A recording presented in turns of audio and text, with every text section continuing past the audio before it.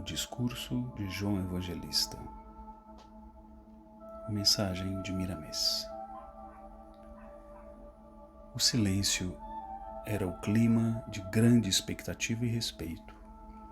Pai Francisco, num gesto gracioso, tirou de uma bolsa de couro um pergaminho já meio gasto pelo tempo, mas que ainda conservava as letras vivas. Era uma carta escrita por Paulo aos companheiros da igreja de Éfeso, que o velho guardava como relíquia e trazia ao lado do coração. Naquela noite inesquecível, ia entregá-la aos cuidados de uma das 7 igrejas da Ásia, como sendo uma bênção de luz para todas as orientações, e começou a ler com emoção. Depois de lida a epístola de Paulo aos Efésios, Pai Francisco comentou: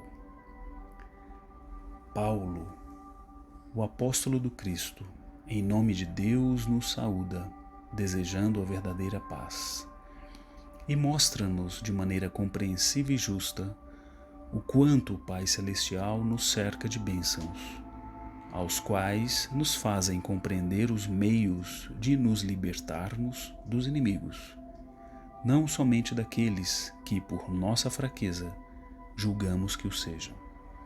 Diz Paulo, com toda a sua irrepreensível autoridade espiritual, que o Pai nos criou, entregando-nos a Jesus Cristo para sermos santos, para nos tornarmos espíritos superiores, como cidadãos universais, dignificando a própria vida pelo amor e pela graça.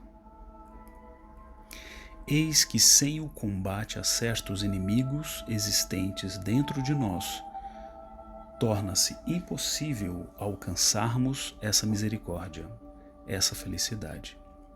E tais demônios se chamam o ódio, a vingança, a inveja, o ciúme, a má vontade, a estupidez, a maledicência e o orgulho. Nosso esforço deve ser no sentido de não fazermos aos outros o que não aceitamos para nós. Seremos redimidos.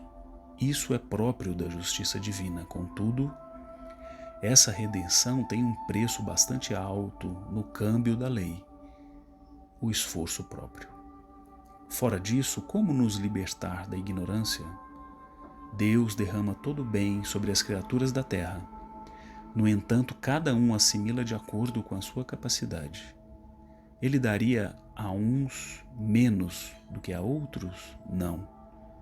Nós é que não suportamos bênçãos maiores do que as que recebemos das mãos do divino doador.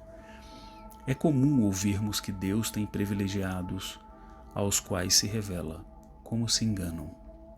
Todas as qualidades estão dentro de nós. As portas para o infinito se abrem dentro do coração, pelas mãos da lucidez racional. A faculdade de ver não constitui a ideal, e sim a que nos mostra o céu e que nos torna anjos. A verdadeira esperança é a certeza absoluta que sentimos dentro da alma. Esta é a maior vidência de todos os tempos. A herança a que somos predestinados pela misericórdia do Senhor é a herança divina, que a traça não corrói, nem o tempo consome, nem a ferrugem desfaz. E a esperança da tranquilidade de consciência é a riqueza da alegria, é a abundância de felicidade. Todos nós que aqui nos reunimos nesta noite memorável, se soubermos alimentar a fé, a confiança nas promessas do Evangelho e lutarmos contra a nossa natureza inferior, vencendo as dificuldades que ela nos impõe, alcançaremos a paz no coração. Esse é o penhor de nossa herança em Cristo e a maior realidade que podemos atingir no mundo, conhecer a nós mesmos conhecendo Cristo, que mora dentro e fora de cada um. O apóstolo dos gentios, como é chamado Paulo, ainda para nos cercar de cuidados especiais, ora por todos nós, nos ensinando igualmente a orar. Em tudo, dai graças a Deus, por ser a sua vontade soberana.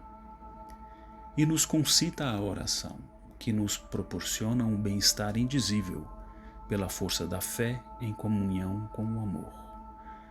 O Senhor intercala nas bênçãos, respondendo às súplicas, uma energia que dá ao coração olhos secretos, para que veja tudo, e sentimentos inexplicáveis para tudo compreender com a rapidez de um raio. Deus não sustentou Jesus, seu Filho amado, em todas as dificuldades?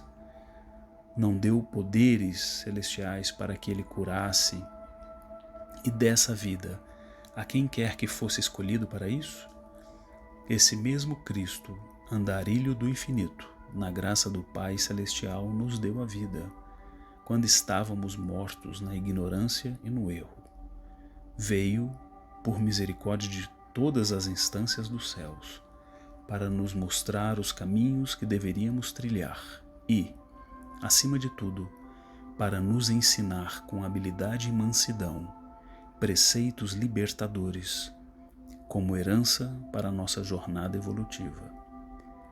Éramos tentados por companheiros que tínhamos como demônios. Neles despejávamos todas as culpas, esquecendo que, por lei, unimo-nos somente àqueles que pensam da maneira como pensamos, que sentem o mesmo que sentimos e falam no mesmo estilo que falamos. As culpas são divididas. Façamos, pois, a nossa parte. Ergamos a nossa moral, ajudando assim o soerguimento da conduta alheia, que se encontre vinculada à nossa, por sintonia que o nosso coração plasmou e a chuva mental irrigou no passar dos tempos.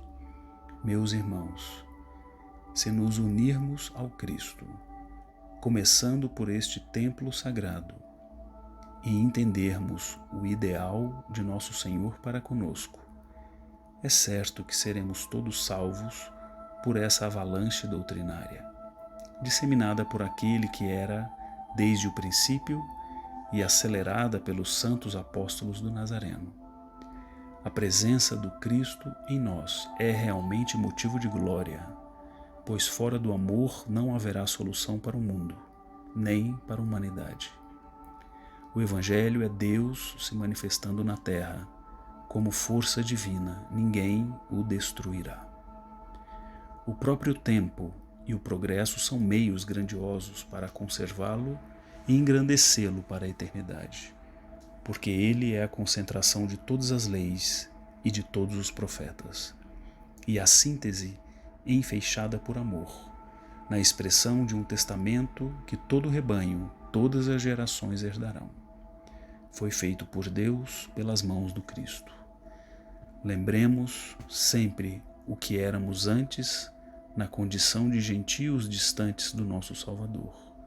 Hoje, pela presença do seu amor, por sua incomparável bondade, através do empenho gigantesco de Paulo e de outras mãos amigas, novamente despertamos no Senhor. E a nossa visão se alegra, porque estamos vendo os céus se abrirem pelas promessas. E Jesus a nos convidar a todos para o grande festim das bodas celestiais.